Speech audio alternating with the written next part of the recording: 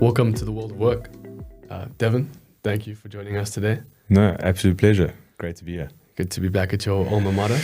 Yeah, it's been a while, probably about a decade now. Some great memories, some not so great ones, but yeah, good to be back. Yeah, well, how's it feel like walking around the campus again? You know what, it feels like not much has changed. It still gives me some nightmares from accounting year 2, but very good to be back. I've got some more recent nightmares from that exact course as well. Please tell us, what is it that you and your firm do for people? Yeah, sure. So I'm a director and senior financial planner at Crue Invest. We a independent financial planning practice based here in Cape Town in Pinelands, started by Craig, Tor and Sue Tor we've actually just celebrated our 20 years of operation.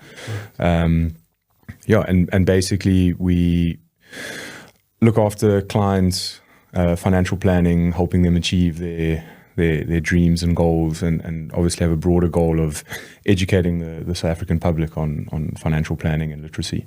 Okay, and yourself in your particular role, what do you do more on a day-to-day? Yeah, so I'm as I said, I'm a director and a senior financial planner, so kind of wear 2 hats, working in the business and on the business.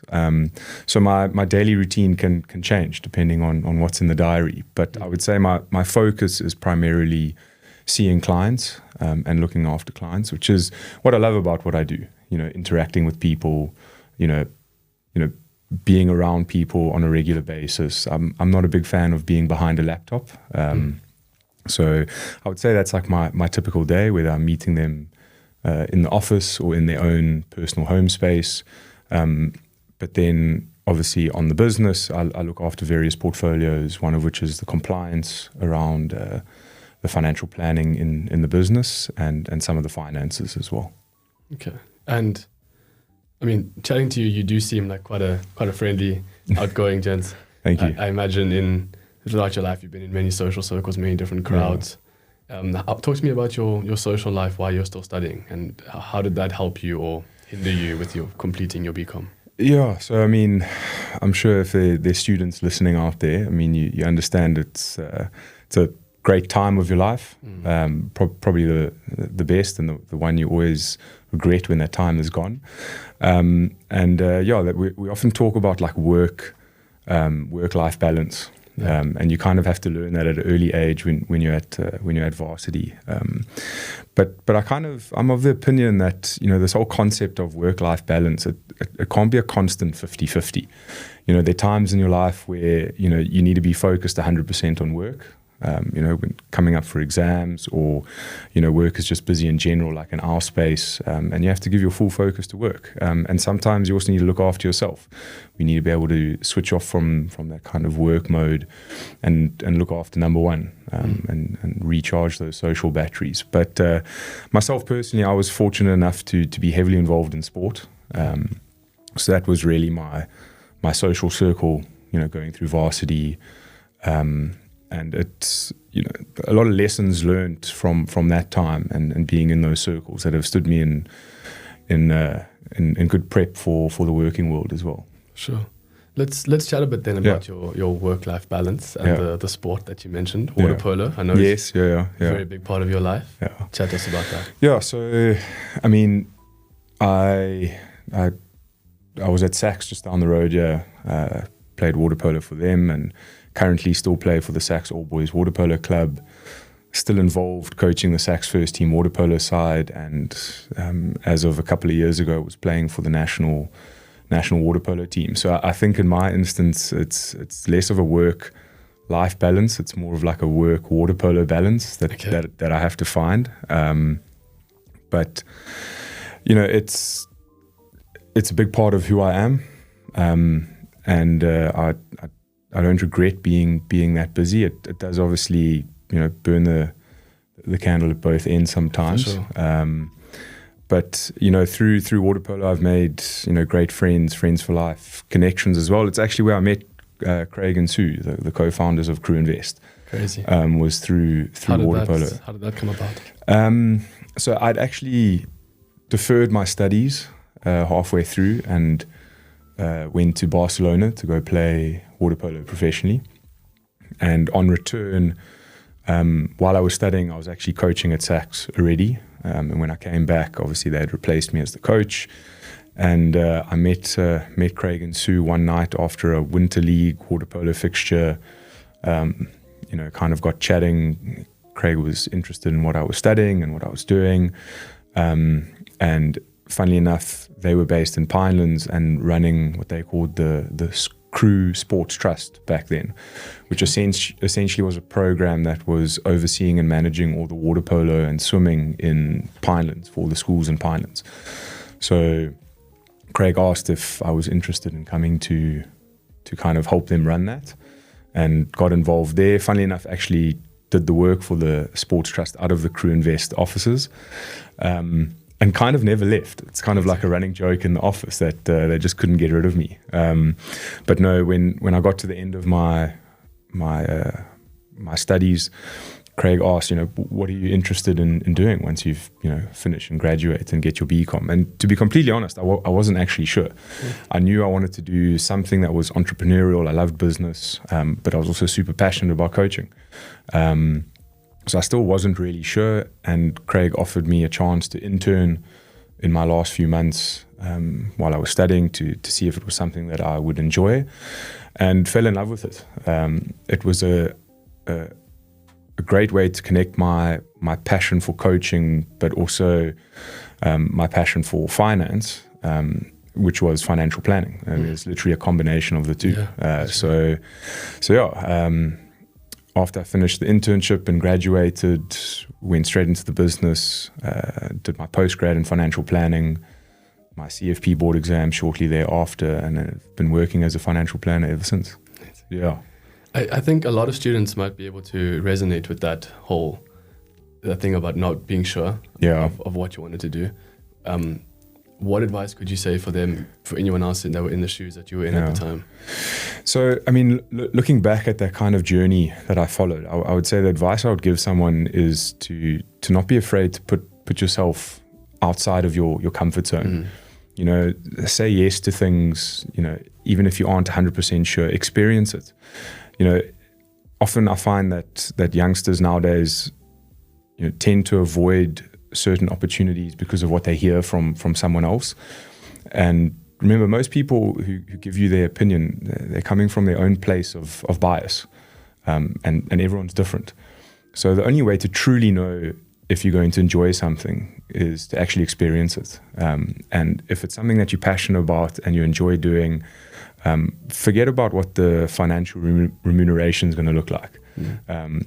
You want to do something that you are excited about every day, because it's such a cliche, but if you do something you love, it doesn't feel like work. And for sure. And more often than not, you might go down a path where you think you know what you want to do, but until you experience it, you're never truly going to know. So really put yourself out there, get out of your comfort zone, and just try things. Yeah, I mean, it is cliche, but you only live once, right? So you have to enjoy what you do. Exactly, yeah. And speaking about enjoyment, before we go back and dive into Crue, talk to me about Barcelona. Sure, that was quite fun. Yeah, no, that was, they'd asked me to go play for them a couple of years before, and I was just about to start studying, and I was quite keen to move on with my life. I'd taken a gap year already, and I was like, no, I need to do the responsible thing. So I said no, and started my studies here, and it was about 2 years later that they asked me to go back, and I was like, not going to get this chance again. Take myself out of my comfort zone and let's go. And so was that a 1 year? Yeah, it was about 9 months. 9 months. Okay. 9 months. And what was the club in Barcelona? Was it like Barcelona? Yeah, so it was. There's about 10 water polo clubs in Barcelona. So I played for the Central National Swimming Club of Barcelona. on the beachfront. Wow. Apartment literally by the waterfront. And Barcelona is a great city. But funny enough, everyone asked me like, what was the nightlife like? Yeah. How amazing was it? And I said, well, that you're a professional sportsman. I slept, I ate, and I played water polo. Yeah, you had your head down. Had your head down. And look, don't regret anything. It was a fantastic experience. I did add on 6 months to my studies for deferring. Kind of came back halfway through a year and had to pick up a few electives that I wasn't exactly too fond of, but you know what, I wouldn't take it back. Okay. I mean, if you do have any crazy stories, you can tell me. Sure. Yeah, sure. But I'm interested to know, is that the only place you traveled with water polo? I understand you went a few more places. Yeah, so I'm very fortunate through water polo to have been able to see a lot of the world. I've been to Hungary, Greece, Croatia, a lot of European cities. That's water polo is quite big there. So yeah, I've been able to see the world thanks to water polo, and most recently, well, not that recently anymore, was fortunate enough to go to Tokyo for the 2020 Olympics that obviously happened a year later due to COVID, which was obviously a once in a lifetime experience. It's incredible. Yeah. Talk to me about being an Olympic athlete. Well, unfortunately, we as hard as we trained, and we really did do our best. Unfortunately, we are still an amateur sport here in South Africa when it comes to water polo terms, and we're playing against professionals. So it was challenging. It was very difficult out there, competing against the best of the best. But yeah, still fantastic. And of course, it was great to be in the village and experience that and be able to call myself an Olympian. But it was that COVID Olympics, so we really felt like prisoners in there. Weren't allowed to leave the village, couldn't go into the city centre. When the competition pool was obviously away from the village, and when we had to get onto the bus, they scanned all of us. We got on the bus, they sealed all the windows and doors to make sure you couldn't escape, essentially. And everyone wore masks in the village. Those top athletes here obviously don't want to run the risk of picking up COVID. And right down to the cafeteria where they had like perspex glass in between all the seats while you're eating. So yeah, it was different experience. And of course the cardboard beds that everyone spoke about. And yes, they do hold your weight. We had a couple of big boys in our team, and none of the beds broke. So yeah, very cool experience. Yeah, not quite the Olympic Village experiences that I've heard stories about, but I suppose that was just unfortunate timing. No, exactly, and of course, I mean that's what everyone was excited about and looking forward to. But no, it wasn't quite the Olympic Villages of the past. Yeah. So it seems as though this work-life balance is still very much important in your life, yes, all the way through from studies till now. Yeah. Has anything changed in terms of the way that you manage that? Are there any strategies that you use that have changed, or has it been the same all the way through? Yeah, so kind of pulling it into what we do for our clients as well. It's also something we preach to our clients from a financial planning point of view. We use the analogy of what we do is actually lifestyle financial planners. It's more than just the numbers. It's not just about how much do you need to save so you can have a comfortable retirement one day. If the journey and the path that you walk isn't enjoyable, what's the point of doing it all? So we preach a work-life balance to our clients, and obviously we've got to follow that as well. So, right down to the culture of the business, of how we treat our staff. We encourage them to take leave, spend time with their families. If your kid has a sporting event on, we encourage you to be there for your kid, because that's what we're telling our clients to do. So, obviously you have to have priorities, and I said it and alluded to it earlier. There are going to be times where, you need to get your hands dirty and roll up your sleeves, and that's just part of life. We don't encourage people in our business to work after hours, but you know what? If it's necessary sometimes, and something needs to be done, we need to get that over the line. But it's definitely not what we want the norm to be. So as long as you have that balance and know when to, lean more towards work when necessary, then you're going to be successful. Mm. Yeah. And evidently you have so far. Oh, thank you. In terms of that, in terms of your career so far, what would you say are the biggest highlights? So I think the biggest highlights probably happened in the last, I think it's about 18 months. It was last year sometime at the FPI, it's the Financial Planning Institute of South Africa. They kind of govern financial planning in the country.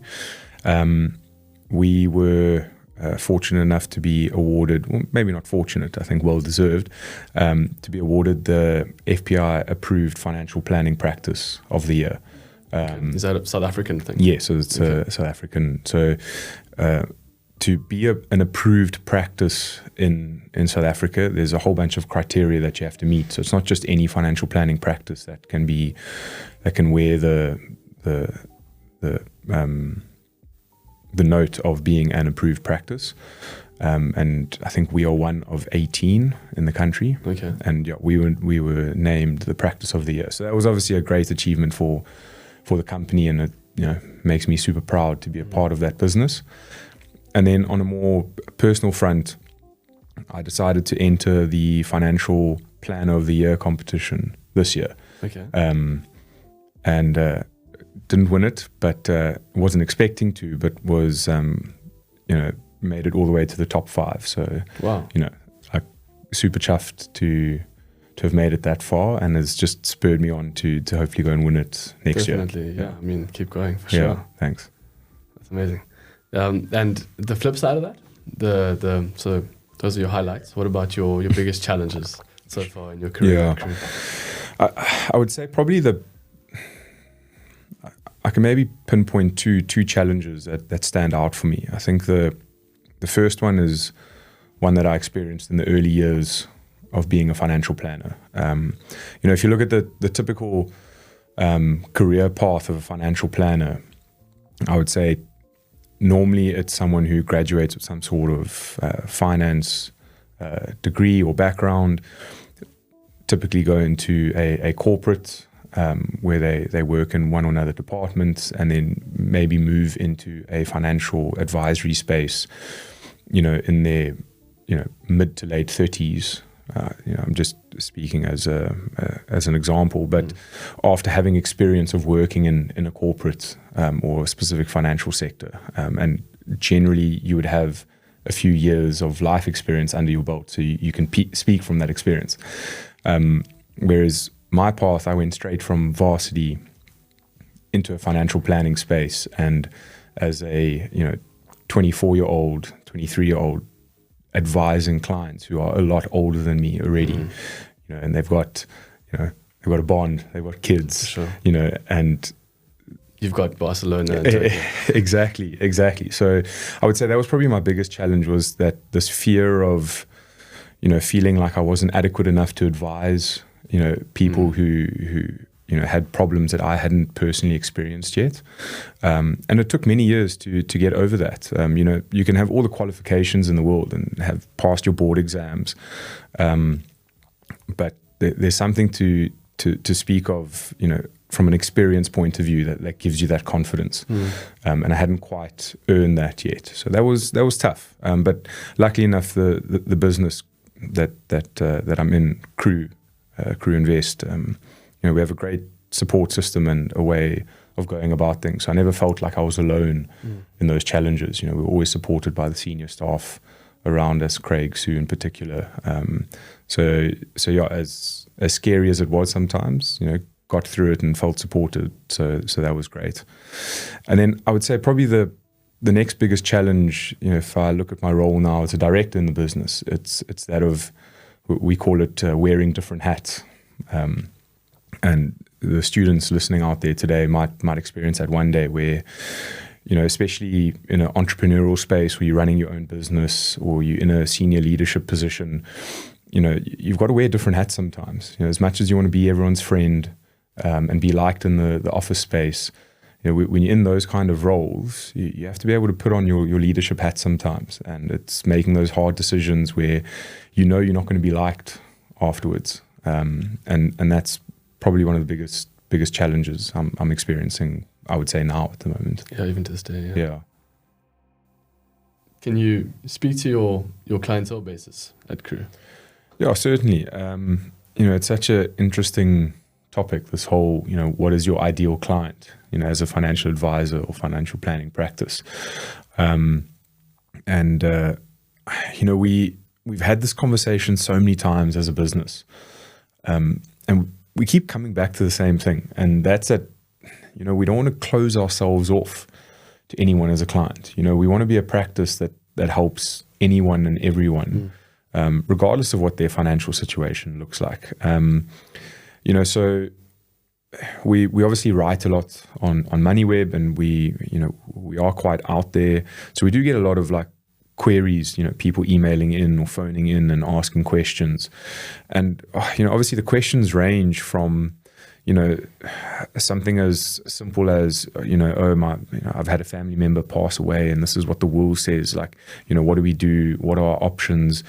All the way to complex questions about trusts and estate planning. And regardless of whether the person's a client or not, we're always there to help and answer, wherever possible.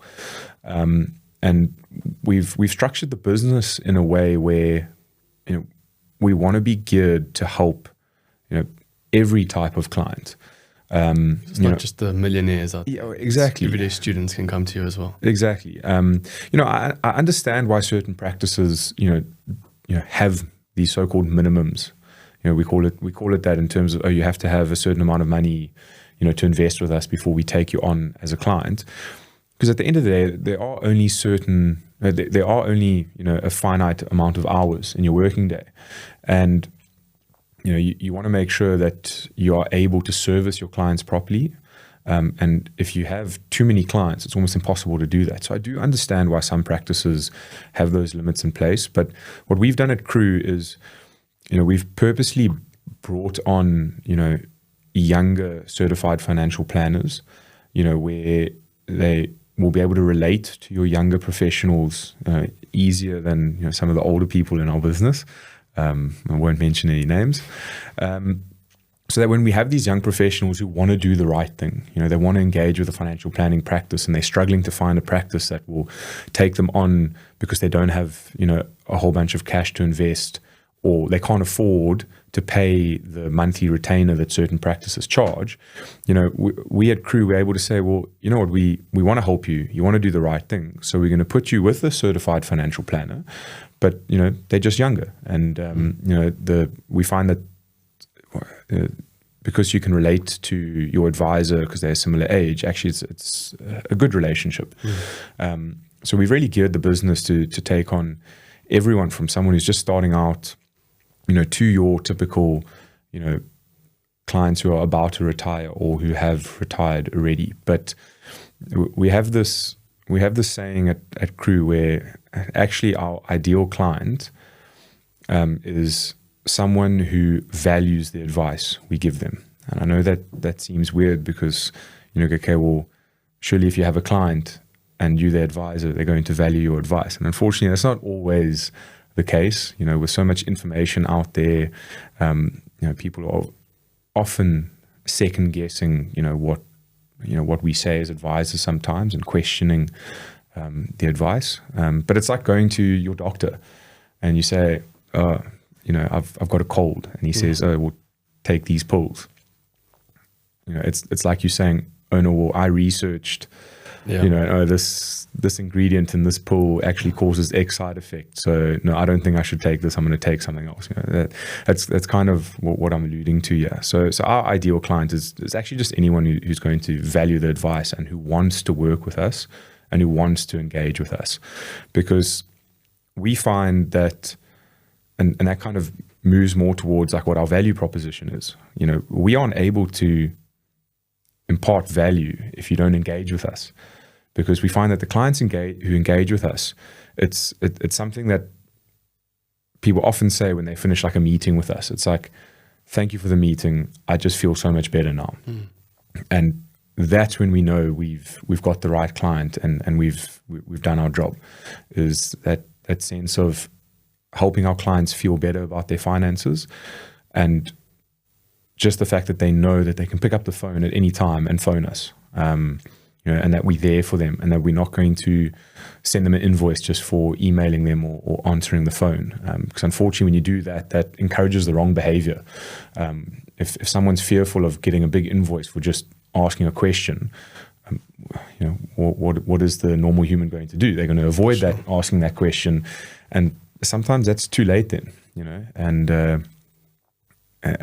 we want clients to feel that they can reach out to us and ask anything, not just about their investment or their portfolio, but anything that's going to impact their financial landscape. For sure. Yeah, I believe what you spoke about earlier, they call that the imposter syndrome. Yes, yeah, exactly. Not having the confidence. But I'm sure by now that's come through. Yeah, I mean, you still feel it sometimes. We see so many different clients sitting across the table from us, and it's impossible to know what they're going through from a personal point of view, from experience. It's just impossible. So, but that's a great thing about what we do. We get to experience different lives, vicariously through our clients, and try and help them tackle those challenges together, with our knowledge and expertise. So it's great to feel like you can make a difference in their life. Okay. Well, speaking about making a difference, are there any sort of particular projects that you could speak on that really made you feel like you were making an impact, making a difference? Certainly. It's actually one that we've refined over the last few years to something that we now call the Crue Academy. So Craig, it started obviously when Crue started all those years ago. Craig is fluent in Xhosa, having grown up in the Eastern Cape, and that always afforded him the opportunity to, obviously converse in that language, and he's always been super passionate about financial literacy and education. So all those years ago, Craig was giving financial literacy courses, obviously in Xhosa. And it was something that we were super passionate about, and we did it at every chance that we could get. And over the years now, recently, we've actually, as I said, we've developed what we call now the Crue Academy, where we purposely go out and try and partner with certain projects and communities to see how we can uplift the community and really make a difference from a financial planning and literacy point of view.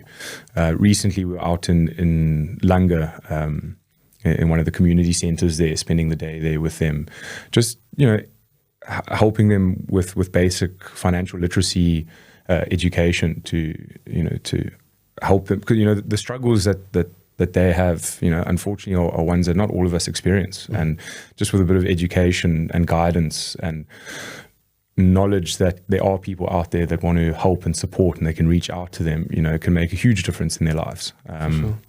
And that's really rewarding to be a part of something like that. Okay. Yeah. So I think even to the students, like there's many people that don't have that education in terms of they don't know about how to sort out their personal finances. They don't know about tax-free investment funds. They don't know about emergency funds, setting up any of those things. What would you say to people, students or people in general, that haven't sort of taken those first steps towards securing their financial future? Where do you start? How do you get started with that? So I mean, it's actually not that complicated. And there's so much information out there today. It's not hard to find that yourself, but unfortunately, we don't know what we don't know. And more often than not, I can't tell you how many times someone's approached me and they say something along the lines of, I don't think I'm worth your time, so I'm not going to ask you, or, I've never engaged with a financial advisor because I don't have any money. There's this misconception that financial planners and advisors only work with people who have millions to invest. And while that is the case with certain businesses, the guys who are doing it for the right reasons want to help people. So I would say the best advice I could give someone is, if you're unsure of where to start, reach out to a certified financial planner. And if they're there for the right reasons, they will help you and guide you. And that's why there is this profession. For sure. We're there to advise people on their finances, because just a small conversation with someone starting out can make a massive difference in their life moving forward. So yeah, my advice is reach out and ask. Don't be afraid. Sure. Yeah. And are there anything that they could do before that, perhaps? I mean, some people might be a bit afraid, it might be a bit intimidating to go and see someone like a financial planner. Is there like just budgeting, basic steps like that that people can take to help themselves? So, I mean, I would say like your budget is the crux of everything. And it seems so simple and silly, but also remember what people think a budget is often not really what a budget is. What is a budget? No, so I mean, we often ask clients for their budget, and we get a list of expenses where there's a number written next to it. And then when you say, okay, well, let's pull 3 months bank statements and see if the numbers line up. 9 times out of 10, it's not the case. Yeah. So a budget is not what, sitting down and going, oh, I think I spend X, Y, and Z on food or travel or entertainment. Okay, a budget is actually, first you got to look backwards and say, okay, well, let's look at what I'm actually spending my money on. And sometimes it uncovers some hard truths. People don't like to look at that. People don't like to look at it. I mean, when I do the exercise, I sometimes give myself a fright when I look at my Uber Eats bill. Like, is that really what I spend ordering food? And more often than not, it's from a restaurant that I can walk down the road to. So yeah, but it's necessary, because it's so clarifying, and you realize, okay, well, this is where my money's going. Because as soon as you understand where your money's going, then it's so much easier to take corrective action. So first you have to look backwards. Once you look backwards, you can say, okay, well, what am I willing to sacrifice? Because more often than not, people are assessing their budget because, they either want to save for something, buy a car, go on a holiday, deposit on their first house. So, or they're just wanting to take their financial planning seriously, and you start with your budget. Okay. And then you go, okay, well, I can't achieve my goal with my current budget. Okay? You have to take corrective action. So it's either you're sacrificing something, okay, and then by doing the budget properly, you'll be able to assess, what that is. Or it's a case of, I need to try and earn more money, and whether it's cutting out certain, time you spend socializing, or, taking up a few extra courses to venture out into a different type of career or job. But at least then you know what path you need to take. And I think that's the most challenging thing, is that writing an expense and a number next to it, that's not a budget. That's not going to help you. So yeah, I would say, if anyone's listening, I would say, just out of interest, just do the exercise. Pull your 3 months bank statements, okay, and have a deep look at what you're really spending your money on. Fair enough. Yeah. I hope they do. Yeah. You spoke earlier about misconceptions about financial planners. Are there any other misconceptions that people have had about you in your life? So I'm going to start more on a work front, and it's more related to misconceptions about financial planners as well. The term broker gets thrown around a lot. Okay. And I think it's an old adage from, like an insurance broker selling you a policy to earn commission. And that's unfortunately where financial planners get a bit of a bad rep.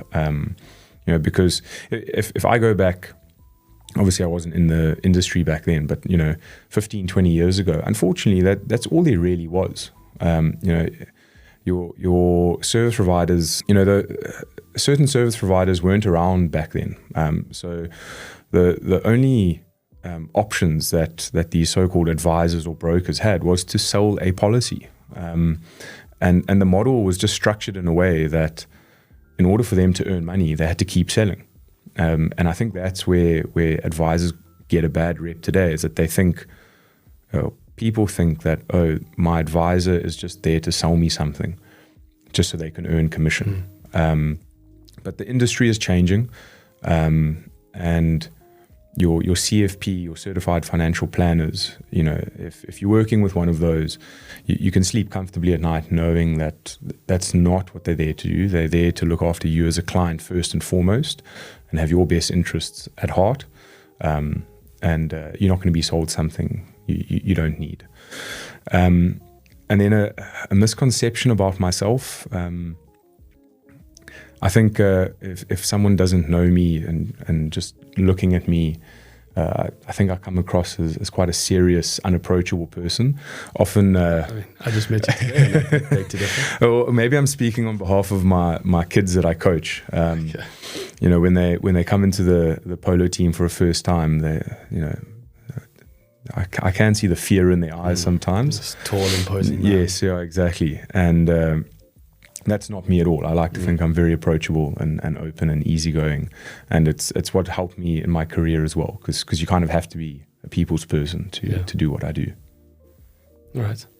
In terms of that career, you've come a long way already, but looking forward, what's next for you? What's the next goal in line? You spoke about winning that award. Yeah. What else is in the forefront of your picture?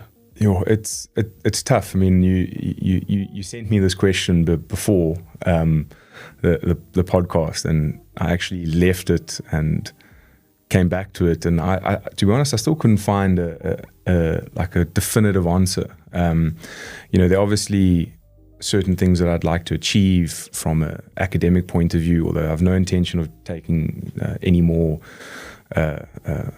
Furthering my studies at the moment. So what do you mean by academic? So obviously you have your CFP, which is your board exam. Yeah, okay. And they used to call it your advanced CFP, but they've actually broken it down now into 3 separate postgraduate diplomas. And I've completed one, and there's 2 more. So I do have the intention of doing those one day, but not right now. Sure. And I think walking onto campus again has reminded me what studying's about. So let's just kind of kick that can even further down the road. So yeah, I'd like to do that, and obviously, going as far as the top 5 in the plan of the year competition has inspired me to continue going and trying to win that one day. But from a career point of view, I think, my focus, while obviously I love working with my clients and I will do so for many years to come, is if I had to give you an answer right now, I would say it's probably to focus more on the business. Crue Invest as a company, being a director there and a shareholder there, we have aspirations of really changing the landscape of financial planning in the country. And I think, a bit of energy focus in that aspect is probably where I'll be in the next couple of years. You spoke to aspirations. What is your inspiration right now? When everyone asks about inspiration, I think sometimes there's this expectation that it's going to be this massive story or something that inspires someone. But for me, it's actually the small things. And it's the things that I see and experience every day that inspire me. From a client perspective, seeing clients, achieve their goals and the life that they want to live through working with us as a business inspires me to wake up every day and keep doing what I'm doing. And then also my friends and colleagues in the business, seeing them succeed and grow as people in their personal life and also the profession, inspires me to keep doing what I do from a business perspective and helping them achieve those goals through Crue as a company. Yeah, I mean, you must be doing something right to be ranked number 1, right? So we believe so. We believe so. I mean, in terms of that, you spoke. What is that value proposition that you have to clients? I mean, you spoke to that building the relationship with them and having them feel that level of comfort to speak and reach out to you whenever. What else is involved in that value proposition? And it's hard. It's almost like intangible, and that's why I kind of mentioned, that's that sentence we get out of clients of, I just feel so much better. You know, how do you measure that? How do you measure and put a rand value on someone feeling better? So often we get asked that question. Someone says, what are your services? What can you do for me? And I can list off a whole bunch of things, you know, like retirement planning, tax planning, but any financial advisor who has their CFP can do that, or in theory should be able to do that. So the value proposition is so much more than that. It's that sense of, you know, having someone on your side of the table that you know has your back and you know has your best interests at heart. And you can only experience that, and this comes back to, you know, what I said earlier about you'll only know once you experience. And that's why it's so hard to get that value proposition to clients sometimes, because the only way you're going to feel that value and extract that value is by going through the experience of engaging with a financial planner or a CFP in question. Sure. Well, hopefully some students listening will take some inspiration from you today, listening to your story. What would you say to any students that are about to sort of enter the corporate world? You did it quite a seamless transition. Yeah. What would you say to students who might not have it so seamless? So, you know, I think, unfortunately, I can't speak from experience from entering the corporate world. I would definitely say that Crue is definitely not a big corporate. And I didn't follow that path of going into a corporate first.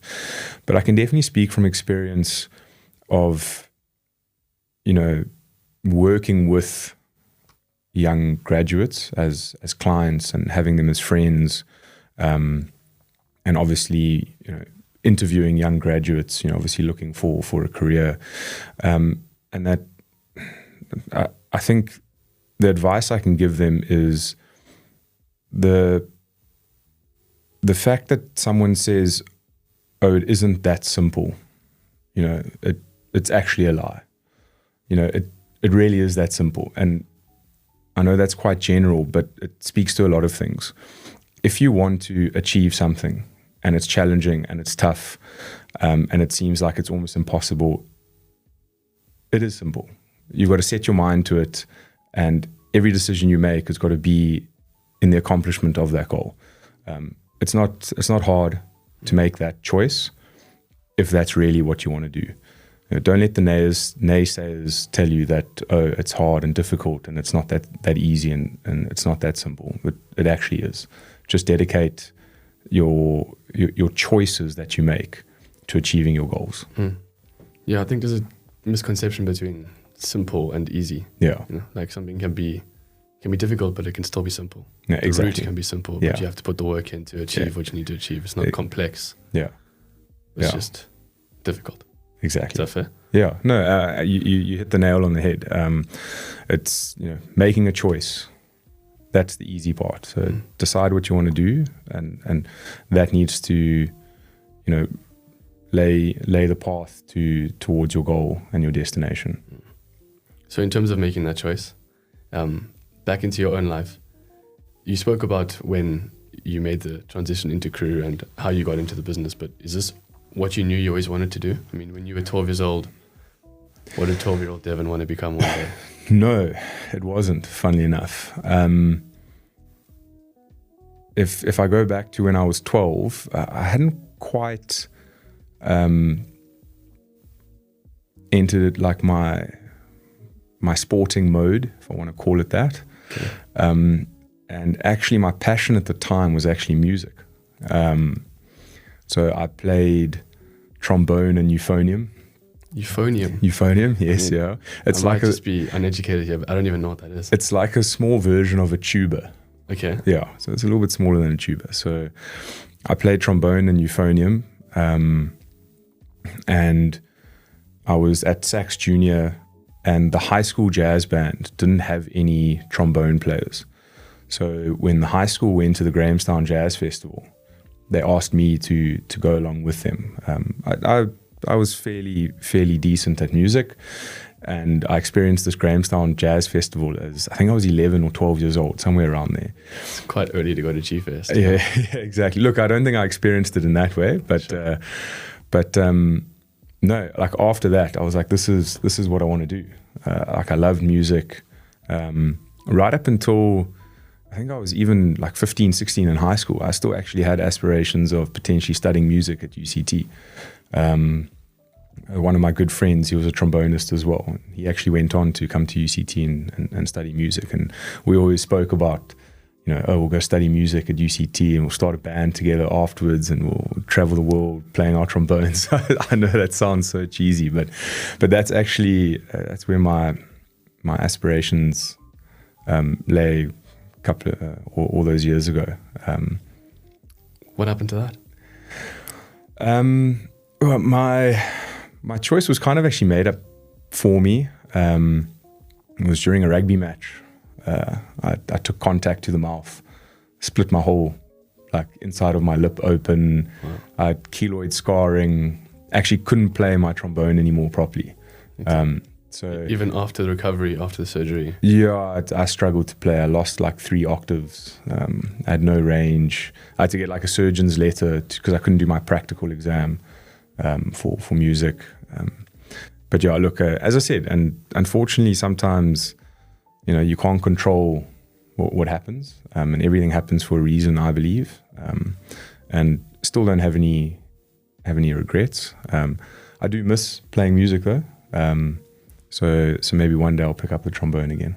Yeah, once the costume is hung up. I suppose that already has been hung up though, yeah? Yeah, for the national team, definitely. After Tokyo, I decided to retire from SA polo, but still play sax all boys. We actually have a tournament now starting tomorrow, the Cape Town Invitational. We're playing out in Redham. So yeah, still enjoy playing. Definitely not as fit as I used to be, but still get a lot of enjoyment out of it. Are there any sort of transferable lessons that you've picked up from sport, with sport being so heavily involved in your life, that you take to your career? 100%. I think especially having played a team sport and working in a business, obviously with fellow colleagues, there are lots of lessons learned. I think the biggest one is that, you can't be friends with everyone in your team, but, whether it was running onto the field or jumping into the pool together, once we were in that situation as a team, we had one common goal. And we came together as a team, regardless of whether we were friends or not. And that speaks true to the work environment as well. It's impossible to say that everyone you work with and interact with in a workspace is going to be your best friend.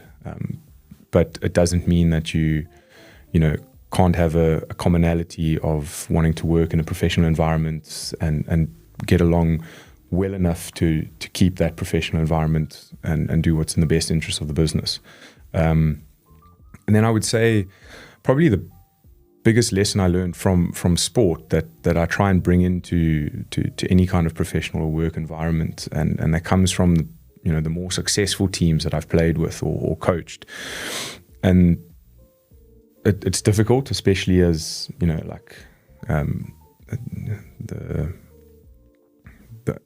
old adage of not saying that vulnerability is you crying, but this old adage of boys can't cry or be vulnerable or show their emotions, but actually the most successful teams I've been a part of are those that are able to be vulnerable with each other, and that's important in a working space as well. Being able to be open with your colleagues around you and have those difficult conversations, because once you open up like that, it's easier to understand the person that you're working with, because when you look at someone at face value, you don't know what's going on. We all go through life differently and experience things differently, and unfortunately that brings about a lot of biases when you make assumptions about people. So being vulnerable and open is crucial in a work environment. I think that's a great topic. I think it's something that a lot of men in particular struggle to do, be vulnerable and have their feelings be heard. It's a very sort of cliche thing for a man to not to hide his feelings and Yeah. to you're not allowed to feel those things. You spoke to it already, but how do you balance that, and how do you navigate through that as your role as a director and in your team? Yeah, it's hard. It's when you ask the question about the challenges I'm kind of going through in a working space now, and I think that's a daily challenge. And it's not something that just comes right or just naturally happens. It's something that you have to work on every day and make a conscious decision to do that. And as I said, like, leave your biases at the door when you walk into that workspace. And once you do that and you're able to have those difficult conversations, slowly but surely the fear of that starts going away, and you find it easier to have those conversations. And the more you do it, the easier it becomes. But again, it's a conscious decision that you may have to make to on a daily basis to try and get right. This might be a bit left here now, but what would you say, or what advice would you have to young men in general that are struggling with things and don't really want to or struggle to be able to talk about them? Yeah, it's it's the advice similar to what we said about someone who's unsure of where to turn to to ask for help, and that's just to start with a conversation. People want to help people, whether it's from a personal perspective or if I look from a financial planning perspective. People are innately good and want to help people, but it's hard. You have to take the first step. If you're putting up walls and barriers, no one's going to know if you're going through anything. So you have to be brave enough to break down that wall first and have that difficult conversation. And you'll find that as soon as those walls come down, and you're speaking to someone who cares, it becomes so much easier. So that's the advice I would give.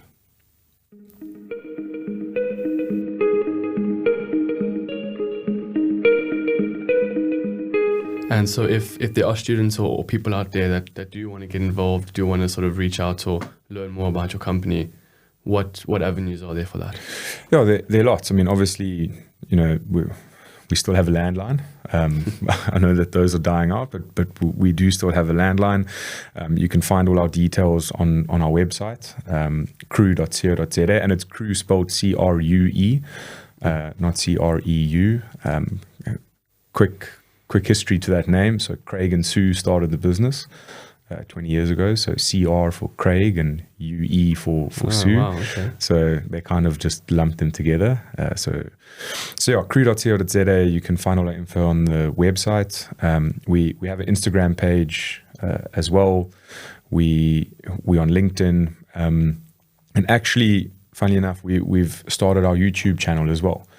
We trying to make sure we keep up with all social media channels, and you can find us on YouTube, where we have been putting like financial education videos together in bite sizes that are easily absorbed in a couple minute videos. Okay, yeah, well, we'll definitely link some of those below. Yeah, we're going to have to come to the studio and shoot some here, because you guys have a great setup over here. Cheers, thank you. Yeah. Devon, thank you so much for chatting to us today. No, thank you for having me. It's It's been great. Thank you. Cheers. Thank you so much.